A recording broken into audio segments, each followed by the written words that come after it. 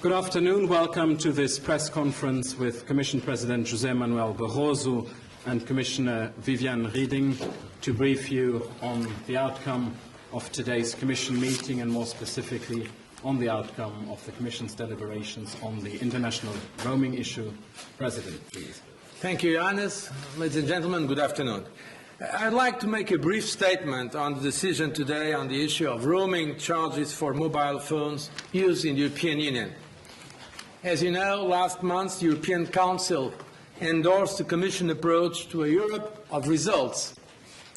And this approach is based on our determination to focus on showing the value added of Europe, a Europe that delivers a citizen's agenda.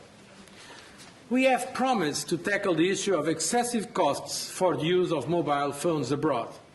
Today, we are delivering on that promise. For this Commission, the single market is first and foremost for consumers, not only individual consumers, like you or me, but also to small and medium-sized companies who pay heavy roaming charge bills. With our proposal today, consumers using mobile phones within the European Union will get a fairer deal. In a few moments, Commissioner Reding will outline the proposal in more detail. I will just highlight some of the key points. Put simply, consumers have waited too long to see the tangible benefits of the single market in this area. Due to the specifics of the market, competition alone has not brought the developments needed. Operators have moved too little and too late. This is not only our conclusion. This is also the conclusion of the national regulators who have clearly identified the existence of a regulatory failure that only the Commission could remedy. We therefore have no alternative but to intervene to protect the interests of consumers. I would like to point out that this intervention tackles excessive prices, and excessive prices only, that is, prices not justified by the market conditions. It is not so much about intervening in a market, but rather about creating a market, because it's about roaming charges. As you know, these prices are already regulated at national level. We are not proposing to come in the national markets. They have their own regulators. What we are, in fact, addressing is what has been identified by the national regulators as a market failure. We are addressing the issue that only the Commission can solve because it's a cross-border area that is not yet addressed by the national regulators. This is important to understand the rationale of our proposal. Our analysis shows that very high international mobile roaming charges currently affect at least 147 million European Union citizens. The average charge is still 5 times higher than the actual cost of providing the wholesale service. The proposed regulation we have tabled will cut the cost of using mobile phones abroad by up to 70%. The regulation proposed today will cap the wholesale charges that mobile phone operators charge each other for carrying calls from foreign networks. This is an important step in itself, but not sufficient. We must be able to guarantee that the benefits of the new regulation are not only seen in operators' profits, but also in consumers' pockets. In accordance with our better regulation approach, the Commission therefore proposes a two-step approach on retail charges. We will give operators a final chance, a chance to show that they are serious about self-regulation. If they are, the regulation will have no practical effect as such. In the proposal adopted today, regulation at the retail level will be automatically phased in after a transitional period of 6 months. Of course, I sincerely hope that its effects will not be required, as I expect operators to voluntarily lower prices to acceptable levels. The Commission has also proposed to enhance the transparency of roaming charges for consumers.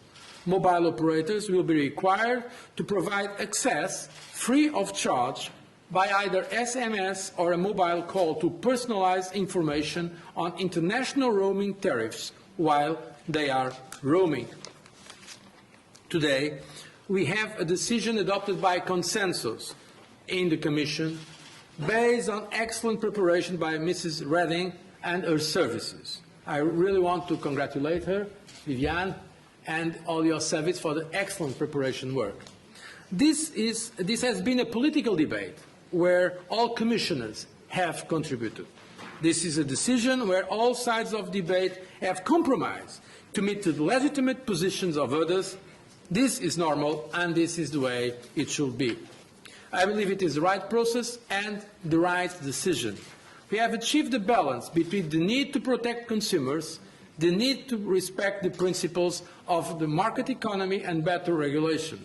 A compromise where our citizens come first, but where business legitimate concerns were also taken into consideration. We have, and we are proud of that, we have a very competitive telecom industry that should be able to keep its technological worldwide leadership. But we have also to think about the rest of our economy, companies that use mobile phones and roaming, and to do everything we can to preserve their competitiveness. We have said in our Lisbon strategy that it's crucially important, the competitiveness of our enterprises, and especially small and medium-sized companies. And the fact is that today, a European company calling from south of France to north of Italy is paying a cost that an American company calling from California to New York is not paying because they have not these extraordinary roaming charges. So this is a first step. We now need the Council and the European Parliament to work as quickly as possible while maintaining the level of ambition that we have set. Realizing a Europe of results is not the task of the Commission alone, but all institutions. If the co-decision procedures move fast enough, consumers will soon benefit from our proposals. I will now ask Viviane Reding to present our proposal in more detail.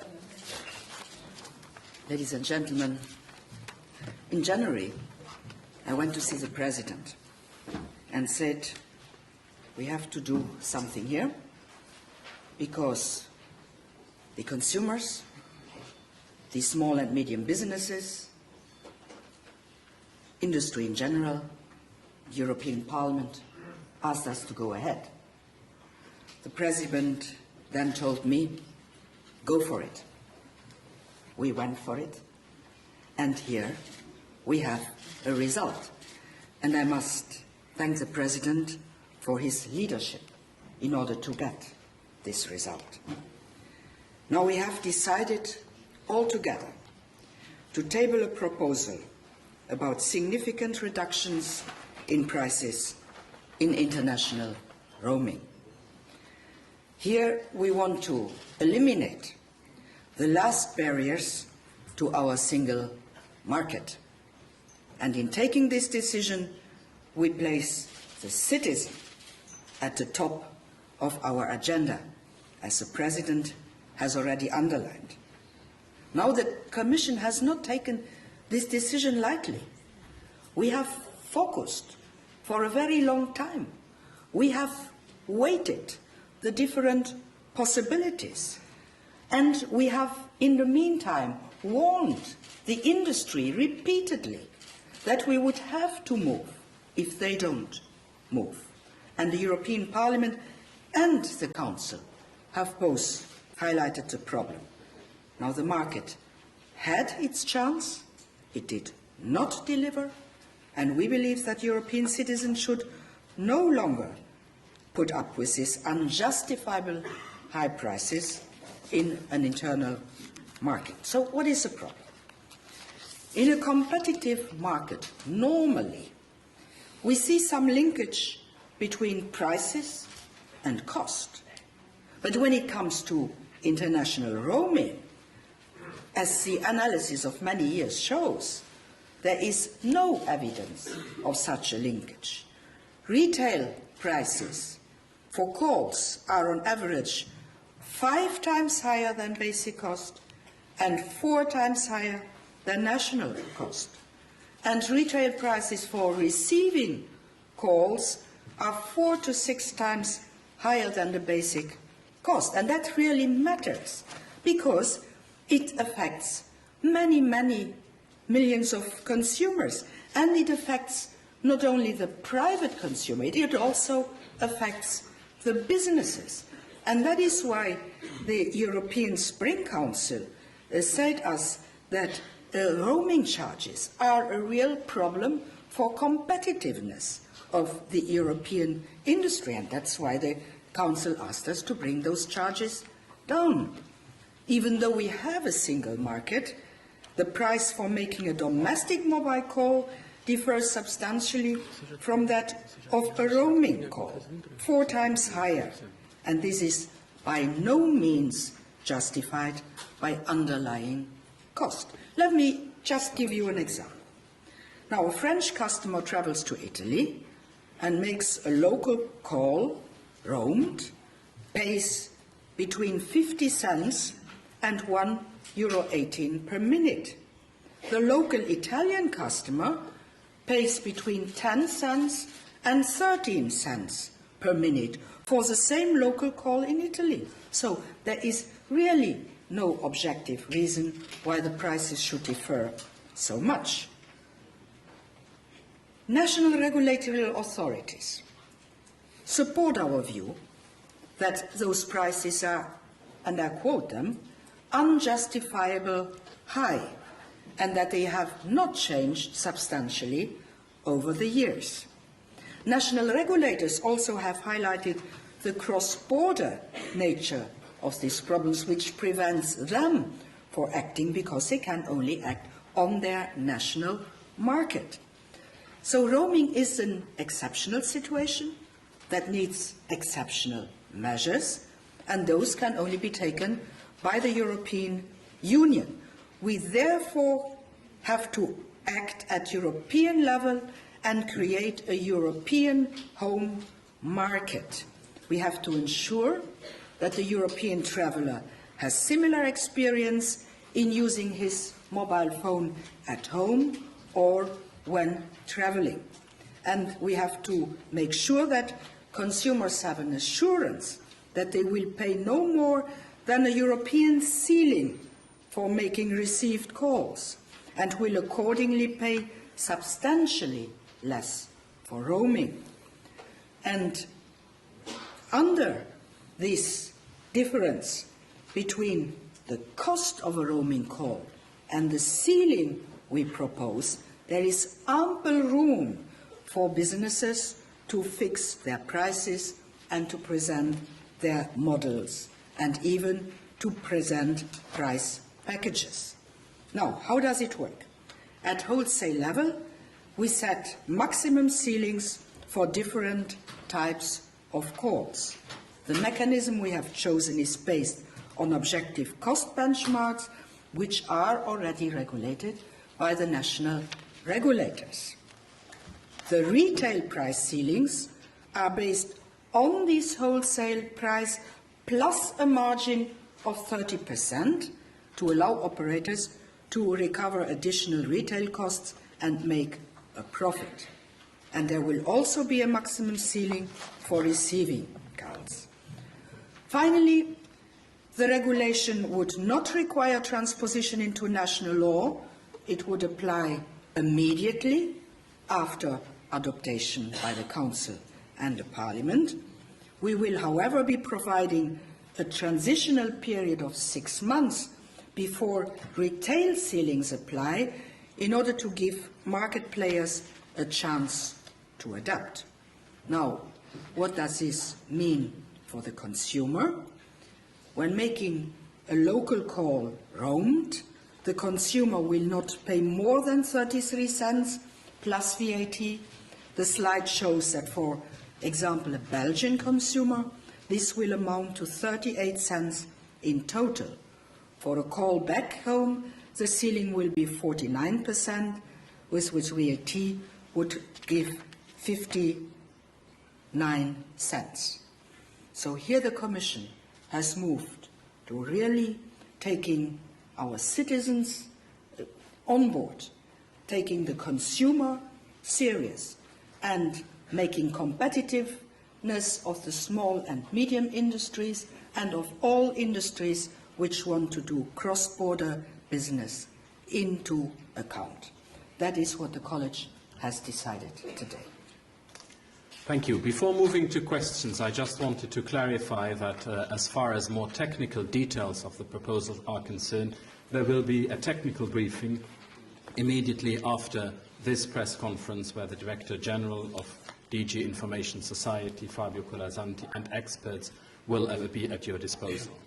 Now for questions, I think the first one came from Connor up there. Yes, Conor Sweeney from the Irish Independent. I think to both of you, really, I remember a couple of months ago doing an interview with Commissioner Reding. I'm up the very back here, and you described mobile roaming charges as shameless, and at the time you promised to abolish them completely. Now, we didn't hear any mention of that today, so could you explain why you have obviously caved into pressure from industry and are continuing to charge consumers travelling abroad with lower charges, but still charges nonetheless? I think to the Commission President, I would put it to you on a political level, that doesn't this suggest that your Commission is failing miserably to meet its commitments to consumers? You promised consumers you would get rid of mobile roaming charges, and you have failed to do it. Can you start? I will start on that. Now, I always said, and I gave my first official warning 1 year ago, that was before summer, when I gave 2 warnings. The first one to consumers saying, pay attention, when you go now to holidays, not when you come back from holidays, to pay holidays twice because of the high bill you get from your roaming costs. And I warned at that moment the operators, saying this cannot continue. Please go ahead and bring these incredibly high roaming charges down, and please make transparency. They didn't do transparency. That is why in October 2005 we made our website where we compared roaming charges Europe-wide of the different operators. That was the first time ever transparency has been put on the table. I would like to tell you that the operators in 2001 signed an official engagement that they would provide for transparency. It lasted until last Monday, until they operated their website. The website in 2005, we said very clearly, we give the 6 months' time to the operators to bring down the prices. We compare the prices 6 months later. If the prices have not come down, we will regulate them. We compared 6 months later, the prices had not significantly come down. We started the proposals for a regulation. Now, I have never said that we would abolish completely everything, because there is a cost. And something else, I'm long enough in politics in order to know that when you start a political debate, you do not put on the table first your final version. You put on the table the big thing, and then you start to negotiate. And what we have now on the table is the strongest possible tool the Commission has in order to intervene in the markets. It is an absolutely exceptional tool, which the Commission nearly never utilises. But the Commission has thought that here it was important to move. And it is a very, very important day today for the consumers, because they see, yes, the Commission is ready to utilise in an exceptional situation and an exceptional tool in order to go ahead. Now it is on the ministers and on the Parliament to say if they follow us or not.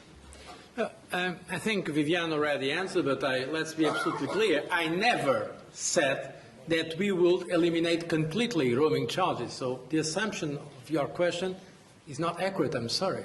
We never said that. At least I never said it. If you find any statement of myself suggesting it, please show it to me, but you will never find it. What we said, we are delivering. And I'm very proud of that. If there is someone in Europe that is trying to reduce the roaming charges, it's the Commission.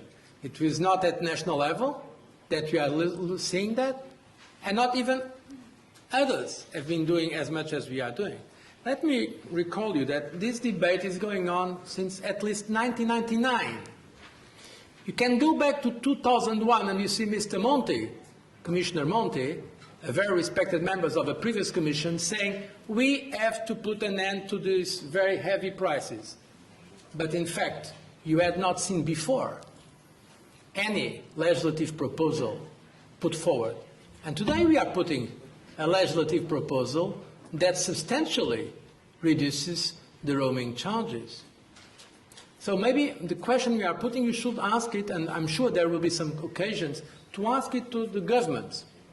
Because now, this proposal will go for the legislative procedure, and you know it has to be approved by co-decision. Let's see if all the governments are as ambitious as the Commission in what regards reducing roaming charges. I'm afraid not all of them will be as ambitious. So I really find it quite interesting, a criticism to the Commission that is the first to present a substantial proposal for a substantial reducing of the prices. I mean, this is quite interesting to have this criticism. I think we should at least reserve some moderate congratulations. Next question, Enrico.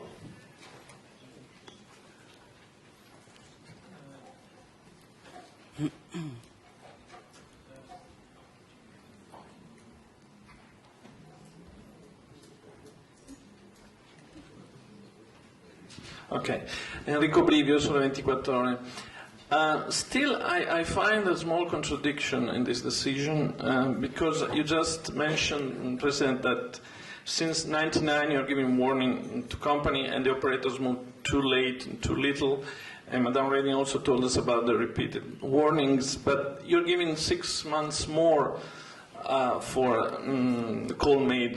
And so I wonder if they are so late and they didn't do anything, why to give 6 months more to the operator? And also in the press release is written that the regulation could come into effect by summer 2007, but for call made, which is the most important thing, if they have these 6 months, that seems very difficult to me.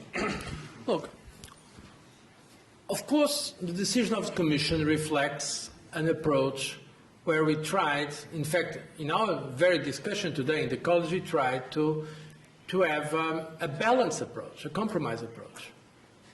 We accepted this 6 months period to give some time to our operators to adapt it. That is our proposal. It can be changed in the legislative process. But our proposal is that it's reasonable to have 6 months' time because, as I said in my introductory remarks, we are very proud of our telecommunications industry. We don't want to harm our telecommunications industry. We want it to remain very competitive. And we know that they are counting now with the huge benefits, in fact, they make from roaming charges. So there is, of course, in any decision, a need, if it's a rational and reasonable decision, to take on board different, let's say, demands. And I believe it's a very balanced. But it is clear that, first of all, it is automatic. And let me call your attention to the fact that there was some speculation, I saw also, that our proposal will be just to postpone and then to look again. And this was clearly refused by the college today. And also, it is automatic, and it is indeed a substantial reduction of the costs. So I think it's a balanced decision to give 6 months after the adoption of the legislation to see in which way the measures proposed by the wholesale market are already having some impact. Anyway, the next phase will be implemented. So it is sure that if this regulation that we are proposing is implemented by the member states, we will have, in some time, more important than the 6 months, let me tell your attention to, is the time that we are now taking on co-decision. Let's hope that the Parliament and the member states take it speedily. In some time, it is sure that we'll have a substantial reduction of the cost. I don't know, Viviane, if you want to comment more on that. The action which the Commission proposes today is a very solid one, and it will certainly have an impact on the consumers, but it will certainly also have an impact on the operators. That is why the Commission decided to work in 2 steps. At once, when the decision will be implemented, the wholesale ceiling will be put into practice. And then we hope that from this, the operators will pass on the savings from the wholesale to the consumers, because those are business models which for them will be very important. And they can make money by putting new business models on the table. We permit in this proposal to have competition going on in between them. And so this competition, we are sure, will drive also prices to go down, and operators responding to the critics and to the expectations of the consumers. At any rate, the Commission has not taken this decision lightly, because the Commission has to decide in the common interest. The common interest is, of course, our citizens, but it is, of course, our industry in large, and it is also the common interest of our mobile industry. So bringing the 3 together in order to have a massive intervention on this and not putting in danger the one or the other is really at the core of the proposal which the Commission is doing today. The next question is in the 3rd row here, please. Yes. Do you have any figures on what's going to be the impact on the earnings of the operators? I mean, what's going to be the worst case scenario, do you think, is going to hit their bottom line? Well, I'm not speaking about the worst case scenario. I look at it from a different way. If I just look at the cost, at the incoming calls, you know that there is this anomaly in international roaming, that you do not only pay when you make a call, you pay also when you receive a call. And when you receive a call, the cost is between, the cost for the operator is between 0.10 to 0.15. The consumer pays 0.58. Now that is, depending on the case, between 300 and 500% of income. This anomaly, of course, will be massively put down, and the received calls will go down now to the basic cost plus 30%. So you can make the calculation what that means for the industry. That will be the heaviest intervention which we propose. The next question is up there, please. Stoyan from Virginia East Croatian Daily. You said that the profit margin for the industry at the moment on roaming is 500%. If you reduce it by 70%, it still remains higher than 130%. Would you say it's still unreasonably huge? We have a market which is in evolution. This market did not believe that there would ever be any political body to have the courage to go for a regulation. We had this courage. Now that the industry has understood that they are not anymore free to ask whatever charge to consumers who are not informed about this happening, they will know that first they have to comply with transparency rules. The transparency rules which are in these regulations are very strict and very explicit. And second, that they have to bring down the prices. We certainly believe, and our experts have told us this, that this will change the whole market. And personally, I hope that after some years, we won't need to speak about this anymore because the market will have come down to normal, and then the problem will be solved. Pierre Avril. Oui, en dépit de vos délégations antérieures concernant ce que vous avez dit ou pas dit, moi j'ai le souvenir qu'il y a 3 ou 4 mois, vous aviez évoqué, si ce n'est la promesse, du moins la perspective d'une égalisation des tarifs de roaming et des tarifs domestiques. Est-ce que vous pensez que la proposition que vous faites aujourd'hui est de nature à combler cet objectif que vous aviez défini tout à l'heure, auparavant? En effet, vous avez raison. La première proposition qui était la plus massive était le home tariff. J'avais dit très clairement, on ne paye pas substantiellement plus lorsqu'on est à l'étranger que ce qu'on paye lorsqu'on est chez soi. Ça, c'était le début de la consultation. Ensuite, nous avons fait 2 consultations publiques où nous avons eu le input des régulateurs nationaux, nous avons eu le input de l'industrie, pas seulement celle du roaming, de toute l'industrie, et le input aussi des représentants des consommateurs. Ces 3 parties des stakeholders nous ont dit, attention, n'allez pas trop loin. Prenez une décision qui soit plus en équilibre.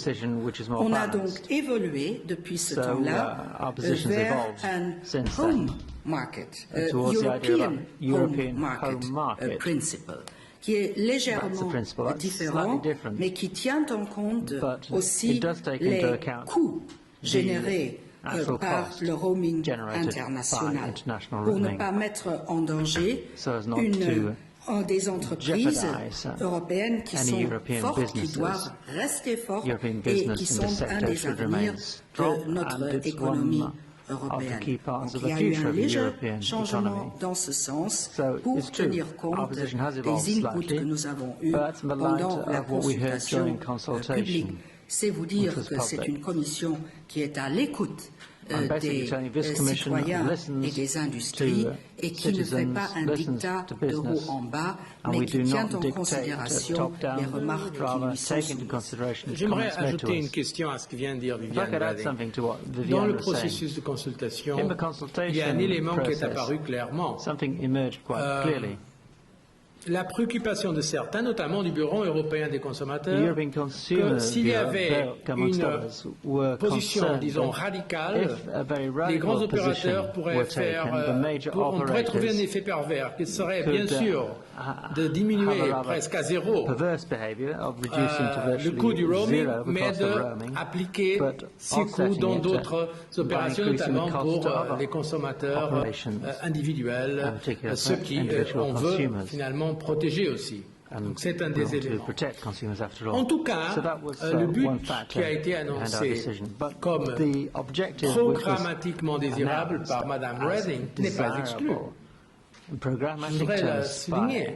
Peut-être après le briefing technique pourra expliquer cela mieux. Mais ce que nous sommes en train de faire, c'est d'ouvrir un marché qui, pour le moment, n'est pas vraiment ouvert. On est en train d'ouvrir à une véritable concurrence un marché qui maintenant est effectivement protégé. Parce qu'en général, en Europe, la concurrence sur le marché national fonctionne bien en matière de télécommunications.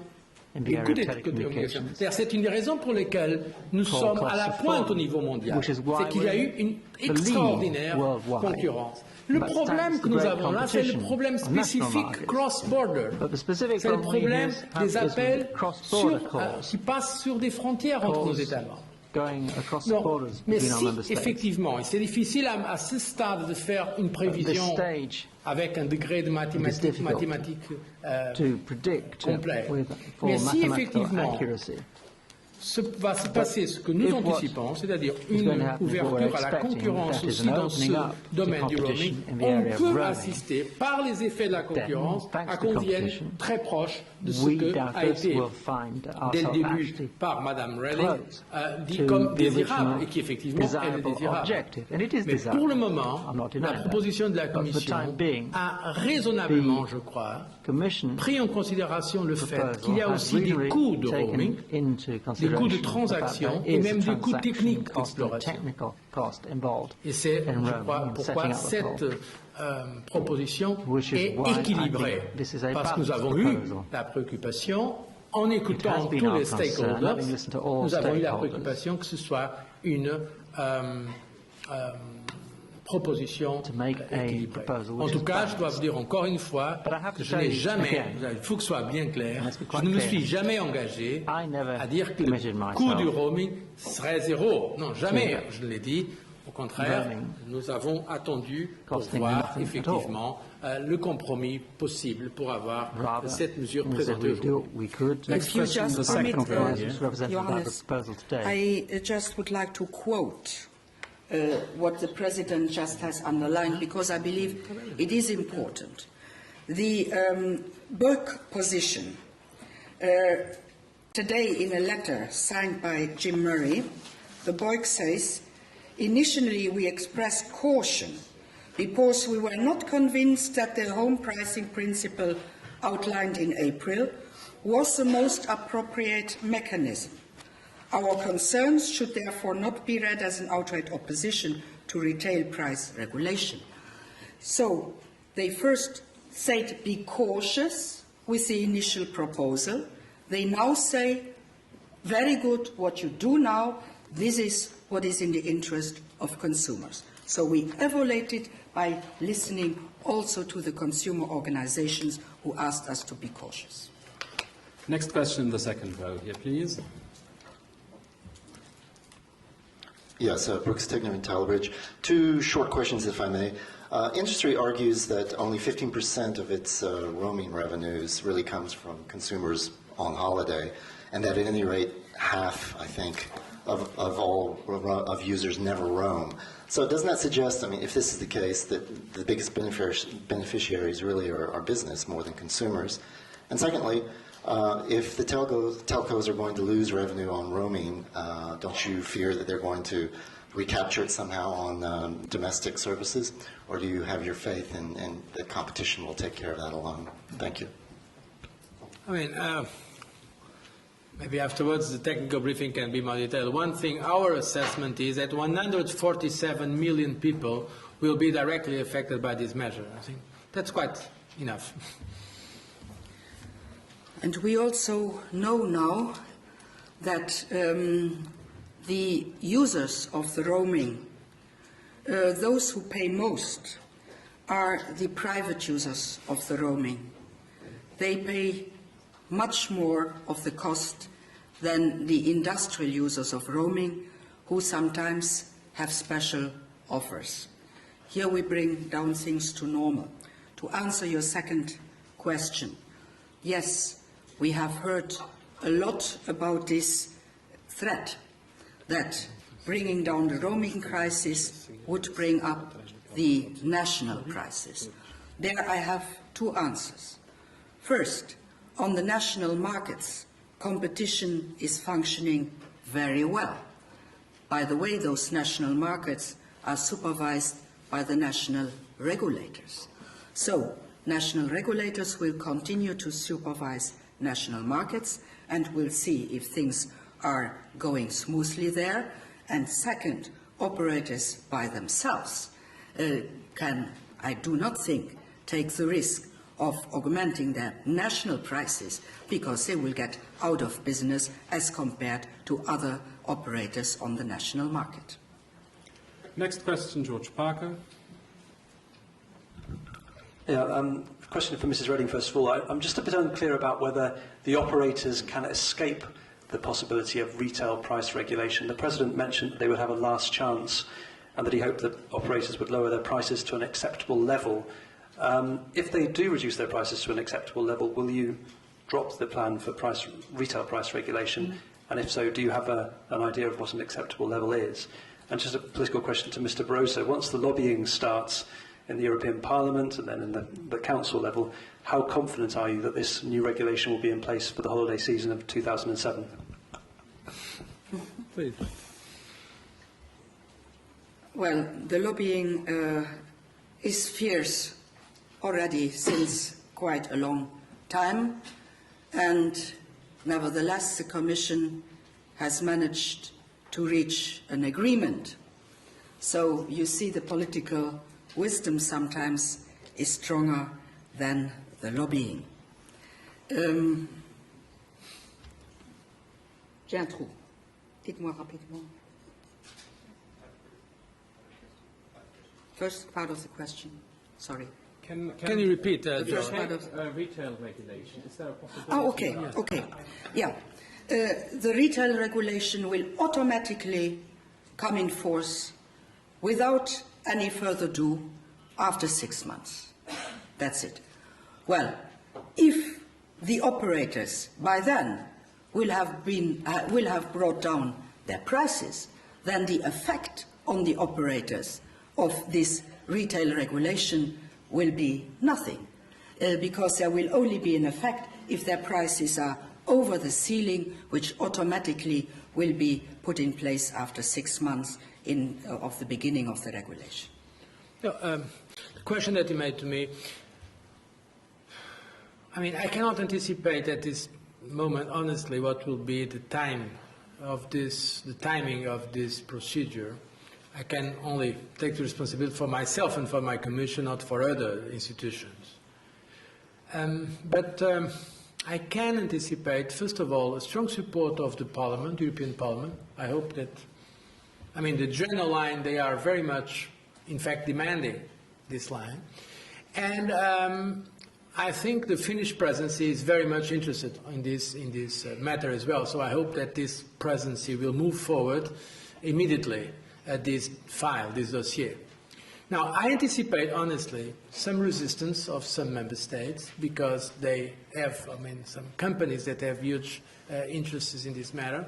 But generally speaking, I think we can get this done. I really believe that the overall interest is stronger and the consumers' pressure will be decisive in this regard. Now, what is the timing, you know? I've learned enough since I'm in Brussels not to assume engagements in terms of timing, namely when it's the timing of other institutions. Jean Quatremer?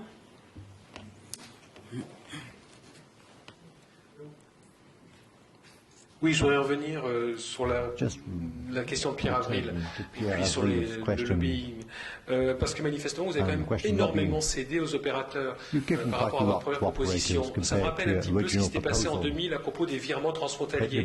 Je me rappelle, ça a été exactement la même discussion. Les banques, vous avez expliqué, bon, déjà avec l'apparition de l'euro, qu'elles allaient être ruinées. Ensuite, que si on alignait le coût des virements internationaux sur le coût des virements nationaux, les virements nationaux allaient, augmenter, et deux, qu'elles allaient aussi être ruinées.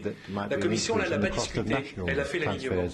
Et cette fois-ci, on a entendu exactement les mêmes arguments. Et donc, vous leur offrez quand même une marge bénéficiaire de 30%. C'est énorme, 30%. Donc, quand même, là, les ultralibéraux de votre commission, manifestement, ont réussi à se faire entendre, ainsi que les opérateurs de téléphonie mobile, parce qu'on n'arrive pas à comprendre ce traitement privilégié dont ils bénéficient, sans compter les 6 mois de plus pour nous tondre davantage la laine sur le dos. C'est quand même gentil. Lorsque nous sommes allés en consultation, nous avons mis plusieurs hypothèses sur la table.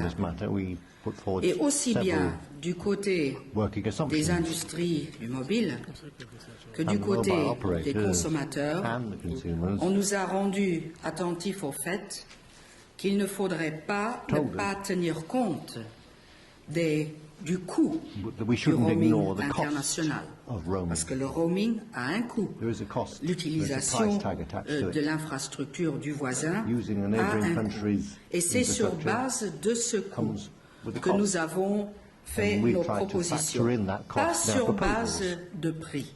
Nous nous fondons sur les coûts qui objectivement sont analysés dans ce sont les mobile termination rates qui sont analysés par les régulateurs nationaux et qui donc ont un prix. Et ce prix-là est la base de toute la réglementation. Sur ce, nous proposons un plafond et en dessous de ce plafond, tout doit se passer. Rien n'empêche les uns et les autres, et je peux très bien imaginer qu'il y en ait qui vont bien au-delà, en dessous de ce plafond. Et vu que nous instaurons en même temps, et c'est essentiel, l'obligation de transparence et l'obligation d'informer les citoyens gratuitement des prix de l'itinérance internationale. Tout ça va changer la manière avec laquelle les opérateurs présentent leur modèle de business. Donc, rien que la transparence va déjà amener à un marché complètement différent. Pour l'instant, il y a une non-transparence absolue, moi je pense partiellement aussi voulue. And I'm sure to some extent that's deliberate. Next question over here. It's for Mr. President. As you said, there was a political debate and you did listen to all the stakeholders. Do you have any solid assurance from the industry that they will fall in line? If not, what will be your next course of action? Precisely, we have decided to have 6 months for a period, just the regulation at wholesale market, but afterwards, automatically, we will come with regulation for the retail market. So, I mean, the industry will have to adapt. That was an important decision. It was not at all to just wait on their goodwill, see? So they have to adapt, and they will, of course. If this is a proposal, if our proposal, of course, becomes a regulation approved by the co-decision procedure. Yes, and you must not forget that the regulation is directly applicable. The moment on the regulation has been decided by the legislators, by the Council and by the European Parliament, it is directly applicable in the different member states, and the citizens or whoever can go in front of the national courts also to attack the non-application of this. Dana?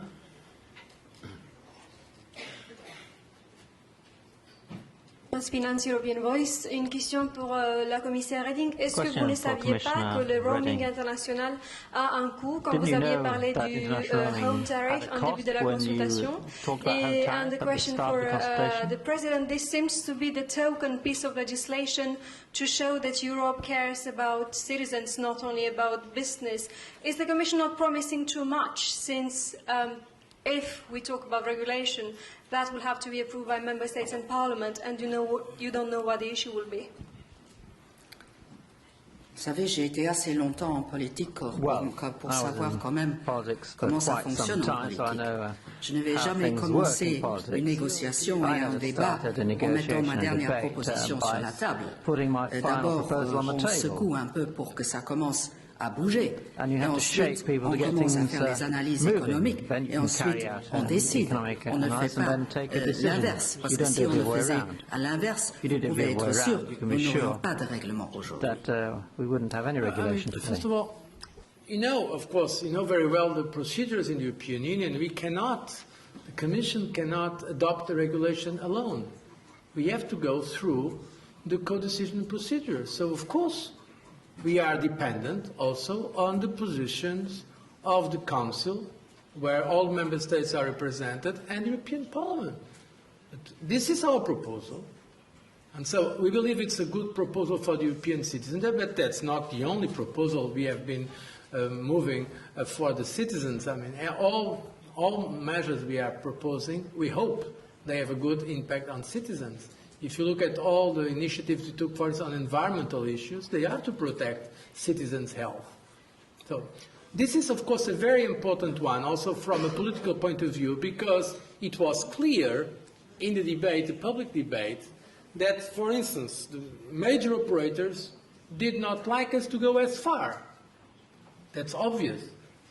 Still today I was reading in some newspapers, some of you represented here, that the Commission will not go as far, that the Commission will give a kind of a transitional phase and then look again to the issue. So this is, of course, important from a political point of view. But we are not adopting this because it is important because of a political point of view. We are adopting this because it's needed. It is needed, this regulation. It is needed for the good, let's say, principles of the internal market in terms of competition. And it is also needed for the consumers' protection.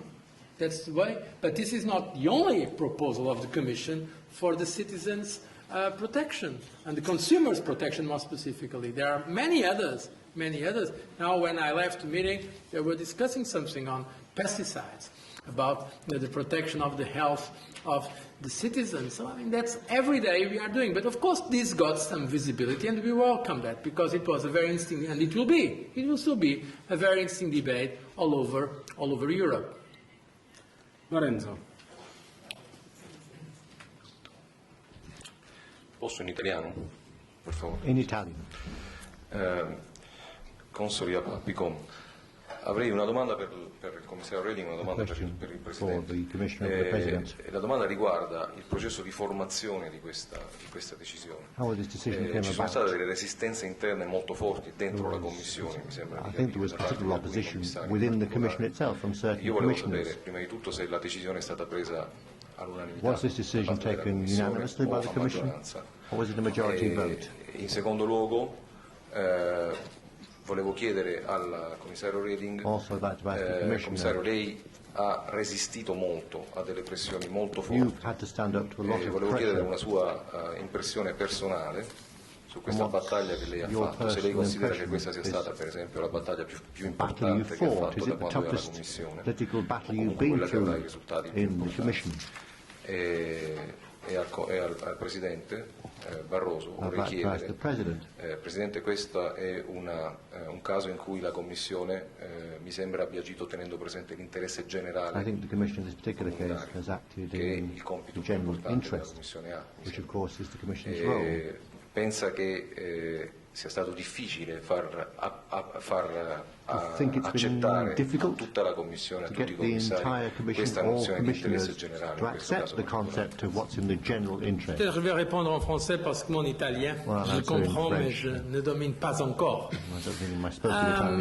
Écoutez, soyons absolument clairs là-dessus.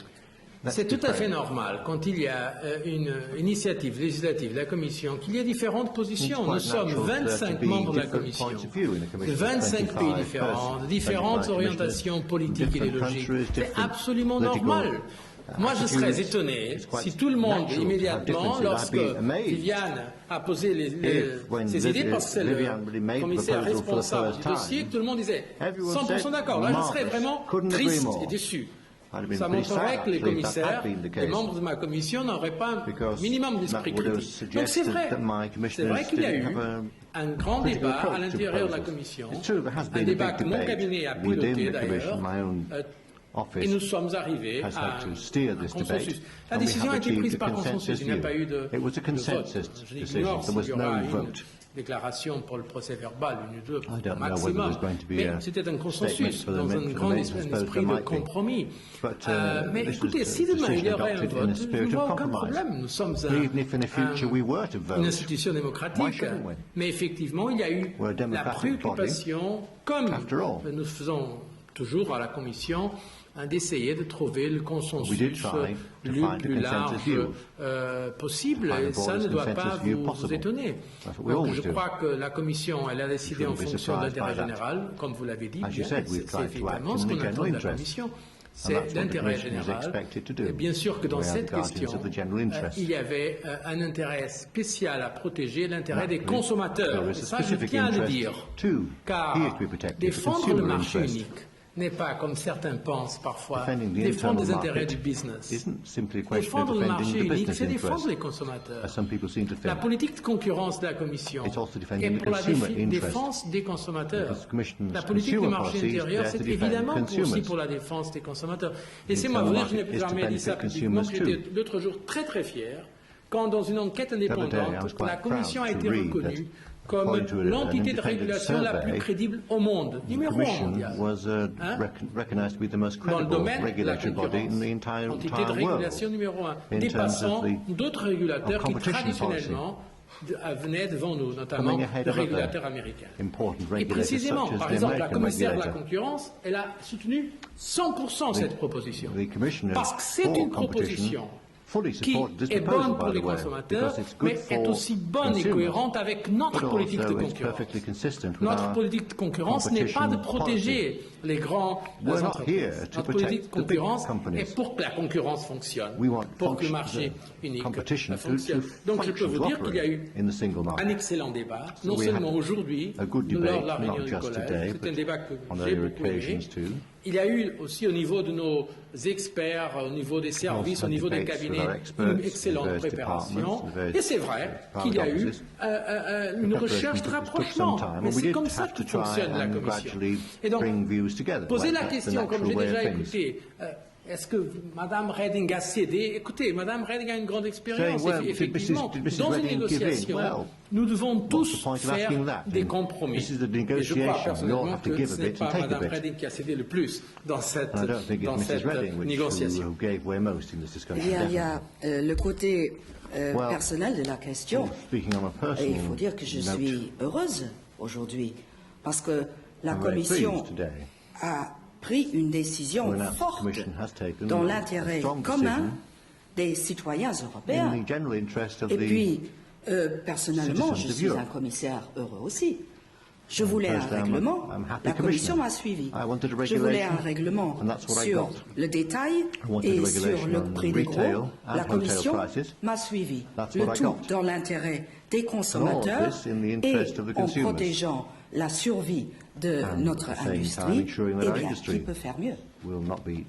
Merci. Avec ceci, nous terminons cette conférence de presse. Tel comme annoncé, on passe maintenant au briefing technique. Et après le briefing technique, les porte-paroles compétents vont vous informer sur les autres décisions prises aujourd'hui par la Commission, notamment Barbara Helfrich et Philippe Todd, sur 2 décisions dans le domaine des pesticides et des produits phytopharmaceutiques. Merci bien. Pharmaceuticals.